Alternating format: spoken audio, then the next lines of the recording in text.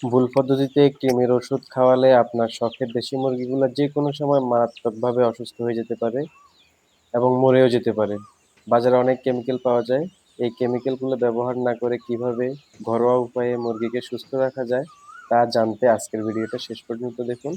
কারণ এই একটি ভুল আপনার বড় ধরনের ক্ষতি করতে পারে এবং খামার ধ্বংস হয়ে যেতে পারে। আসসালামু আলাইকুম। আশা করি সকলেই ভালো আছেন। প্রিয় খামারি ভাই বোনেরা, দেশি মুরগি পালন আমাদের গ্রামীণ অর্থনীতিতে বড় ভূমিকা রাখে, কিন্তু সঠিক সময়ে কৃমি নিয়ন্ত্রণ না করলে মুরগির ওজন কমে যায় এবং ডিম উৎপাদন অনেক কমে যায়। বাজারে অনেক ওষুধ পাওয়া যায়, তবে আপনি চাইলে ঘরে থাকা প্রাকৃতিক উপাদানেই, যেটা আপনি সহজলভ্যভাবে পেয়ে যেতে পারেন, শতভাগ কার্যকরীভাবে কৃমি দূর করতে পারেন।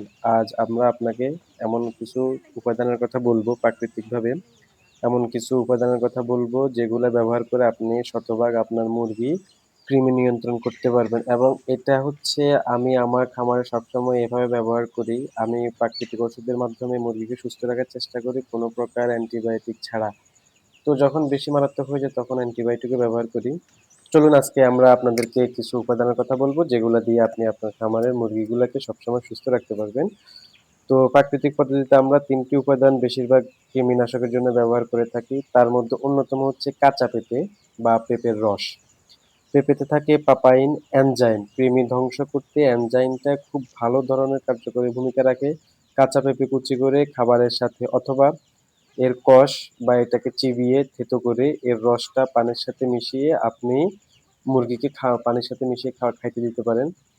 আপনি যদি কাঁচা পেঁপে অন্তত মাসে ২ বার বা ৩ বার বা অন্তত ১ বার, মিনিমাম ১ বার যদি আপনি কাঁচা পেঁপে পানির সাথে অথবা খাদ্যের সাথে মিশিয়ে খাওয়ান, তাহলে আপনার মুরগি শতভাগ কৃমিমুক্ত হবে, এটা আপনি নিশ্চিত থাকতে পারেন।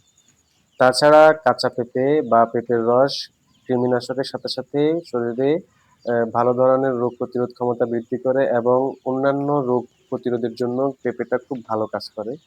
প্রিয় ভিউয়ার্স, এবার আসেন আমরা ৩য় উপাদান নিয়ে আপনার সাথে কথা বলবো। সেটা হচ্ছে খুবই উপকৃত এবং মানুষ এবং পশু পাখি সবকিছুর জন্য আমরা সচরাচর সেটা পেয়ে থাকি, সেটা হচ্ছে নিম পাতা। নিমের অ্যান্টিব্যাকটেরিয়া এবং অ্যান্টিপ্যারাসাইটিক গুণ কৃমি পরিষ্কার করতে সাহায্য করে। আপনারা জানেন কৃমিকে প্রাকৃতিক অ্যান্টিসেপ্টিক হিসেবে কাজ করে। এটার সাথে সাথে আপনার মুরগি কৃমি এবং আপনার মুরগির রোগ প্রতিরোধ ক্ষমতা অনেক বৃদ্ধি করবে।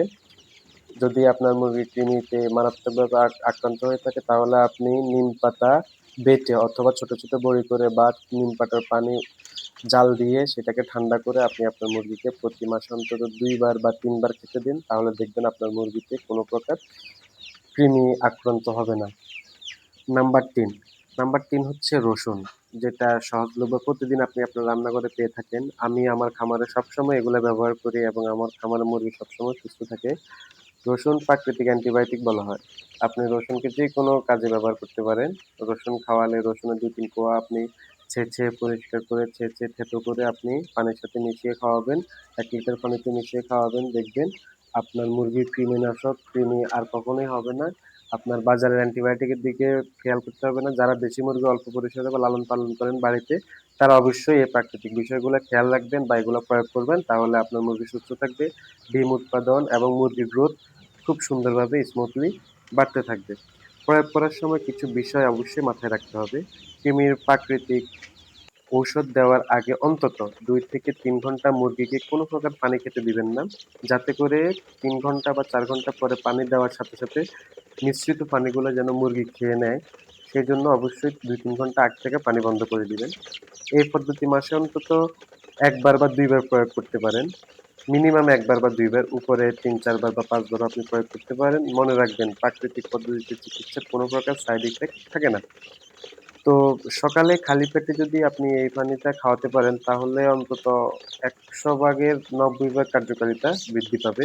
কিন্তু অনেক কার্যকারিতা বৃদ্ধি পাবে যদি সকালে খালি পেটে আপনি এই মিশ্রিত পানি অথবা খাদ্যগুলা খাওয়াতে পারেন।